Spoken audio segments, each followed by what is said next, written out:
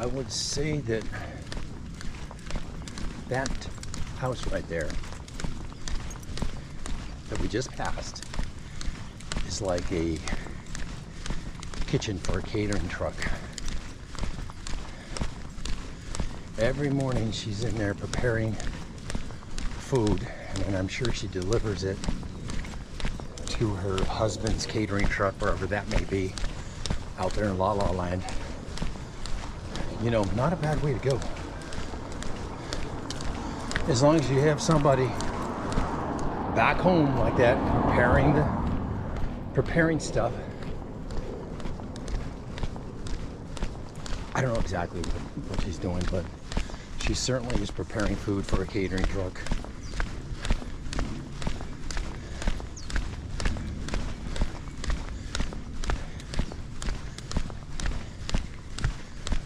The husband is out there somewhere in La La Land doing it.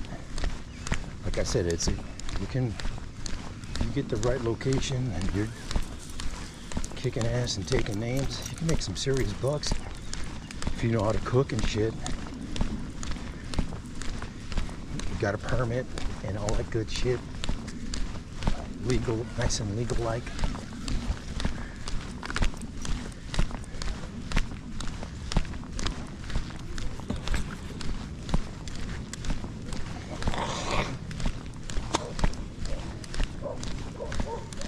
We'll get across. Now, cross it up.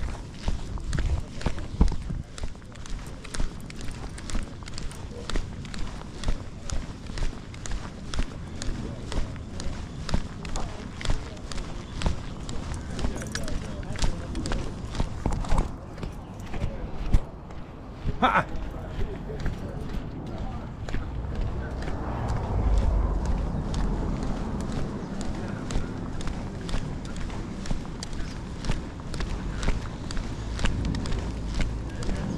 To a late start today.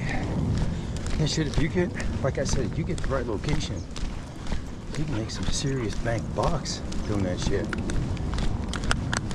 Almost say goodbye to your fucking day job, you know what I'm saying? We're gonna be passing a catering truck here just shortly. Come on, hey, hey! Got time for bullshit.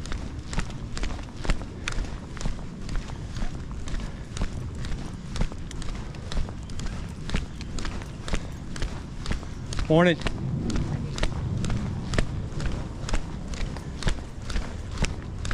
Catering trailer. This is a catering trailer.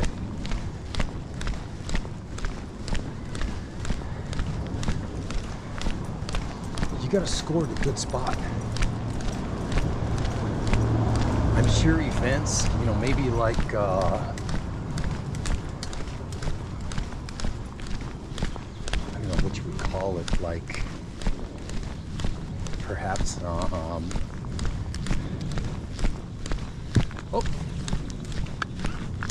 morning.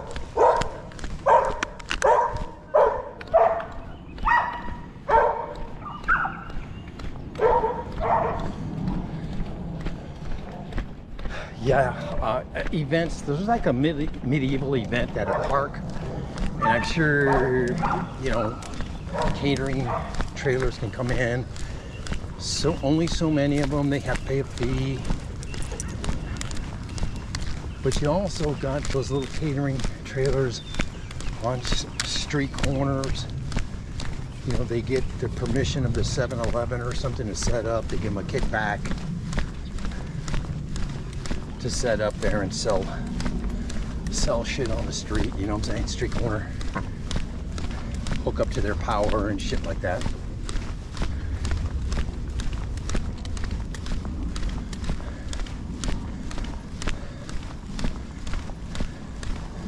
You gotta have that catering truck that I see that lady preparing food for example. You know, I'm sure you gotta have a couple of people. It seems to me that's probably a 24-hour operation, that catering truck. So I'm sure. Hey, get off the sidewalk, class. I'm sure her husband, who does it all night, is sleeping right now. And her son is probably at the catering truck doing the business, catering, if you know what I mean. Or family, somebody in the family is doing it. She's preparing the food non-stop. Dude, that's every fucking day she's doing that.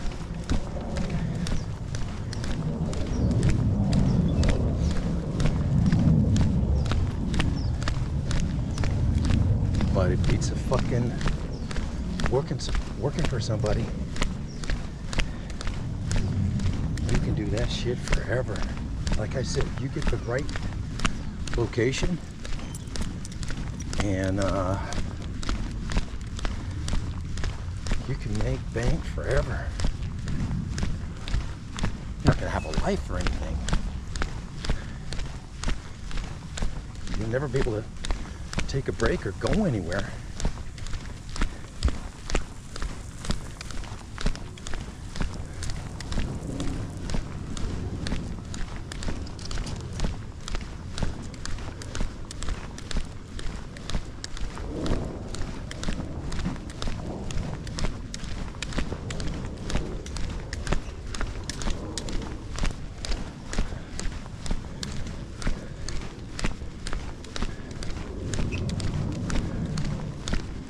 Just like the people that do Turo car rentals, like I used to do. Got out of the business. One of the happiest days of my life, getting out of that shithole. It is an absolute shithole. I feel sorry for the guys that got 20 cars, 30, 50 cars.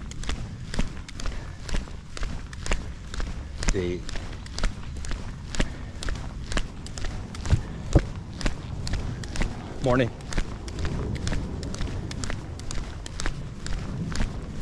They're stuck in the business. They have that inventory, that type of inventory. They're stuck, okay?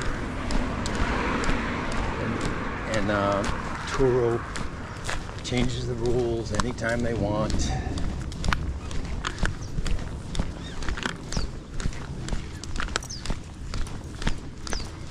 Morning.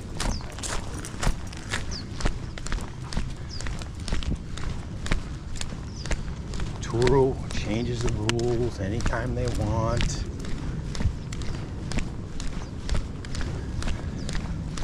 They went to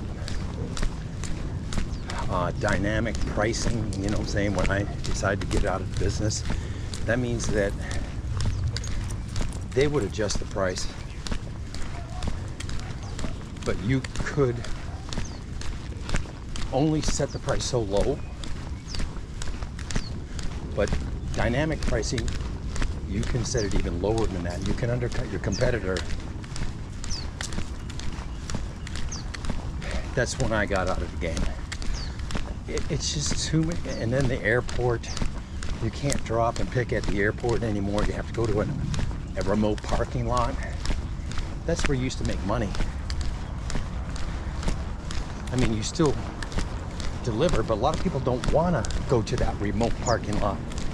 You know, a lot of people don't want to take the shuttle to the remote parking lot. They're not shuttle people. You know, they'll take an Uber, but now that pretty much defeats the purpose. They might as well take the Uber to the hotel and then get the car rental then. You know, having to pay for an Uber just to go get your car rental